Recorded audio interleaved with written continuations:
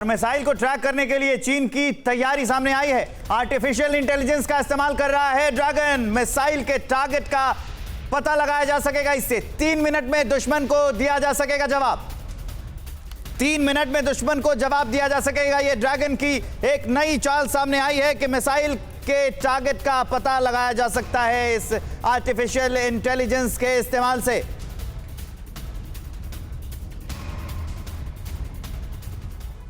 और hypersonic missile, हम इसकी जानकारी आपको देते हैं। आवाज की रफ्तार से भी कम 5 गुना तेज 6174 किलोमीटर प्रति घंटा की तेज रफ्तार से यह चलती है। क्रूज और बैलिस्टिक मिसाइल से लैस है।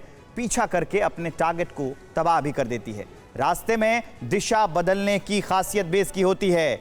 वो रास्ते में दिशा भी बदल सकती है। इसके अलावा तेज रफ्तार की वजह से रडार पकड़ नहीं पाते हैं इसे, और लॉन्च करने के बाद पृथ्वी की ही कक्षा से बाहर चली जाती है। ये पृथ्वी की कक्षा से बाहर जाकर टारगेट लॉक करती है।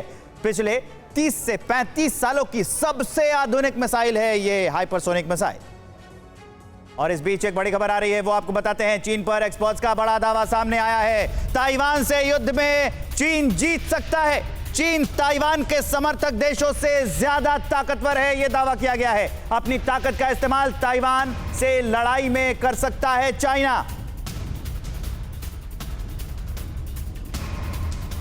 यह बड़ा दावा किया गया है कि ताइवान टेंशन पर एक्सपर्ट ने यह दावा किया है कि ताइवान से युद्ध में चीन ही जीतेगा। एक्सपर्ट्स का यह दावा है, और वो ये कह रहे हैं कि चीन ताइवान के समर्थक देशों से ज्यादा मजबूत है। इसका मतलब ये कि अगर ताइवान के समर्थन में दूसरे देश आते भी हैं तो वो चीन उन्हें हरा देगा। चीन ज्यादा ताकतवर है ताइवान से भी और उनके समर्थक देशों से भी। एक्सपर्ट्स का ये बड़ा दावा सामने आया है।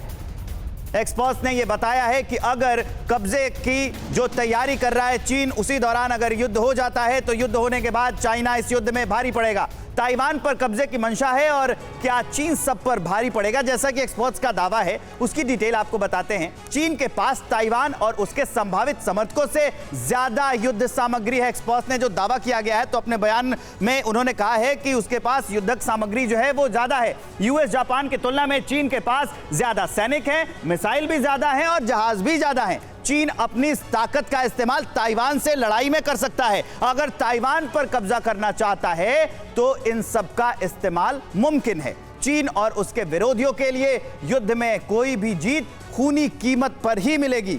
विश्लेषकों का कहना है कि ताइवान पर हमला ज्यादा खतरनाक और मुश्किल भरा होगा।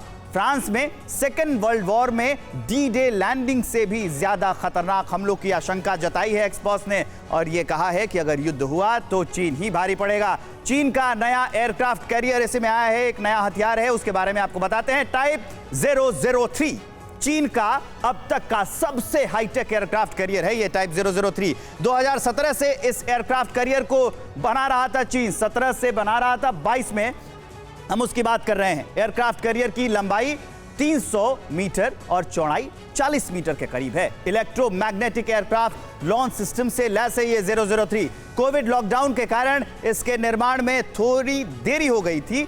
इसी साल की शुरुआत में तैयार होने की उम्मीद थी। अमेरिका के सबसे advance aircraft carrier USS Gerald R Ford से थोड़ा सा छोटा है ये। चीन के बाकी 2 एयरक्राफ्ट कैरियर के मुकाबले तकनीकी रूप से ये काफी एडवांस है। टाइप 003 जिसको बना लिया है चाइना ने। चीन का सुपर हाईटेक एयरक्राफ्ट कैरियर जो है, इसकी जानकारी आपको देते हैं। शंघाई के चांगकिसिंग द्वीप पर जियांगन शिपयार्ड का निर्माण हो रहा है। टाइप 003 को जल्द ही समुद्री परीक्षण के लिए भी लॉन्च किया जाएगा। ड्रैगन इसे लॉन्च करेगा। लॉन्च का मतलब होगा कि ड्राई डॉक में निर्माण कार्य पूरा हो चुका है। साफ है कि इस एयरक्राफ्ट कैरियर का फ्लोर कंप्लीट है। चंद हफ्तों में समुद्री ट्रायल के लिए इसे भेजा जा सकता है।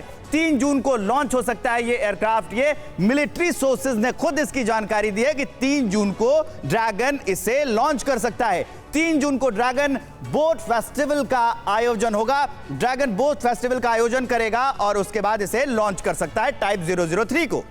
अड़ी सोमवार से शुक्रवार शाम 6 बजे सिर्फ TV9 भारतवर्ष पर।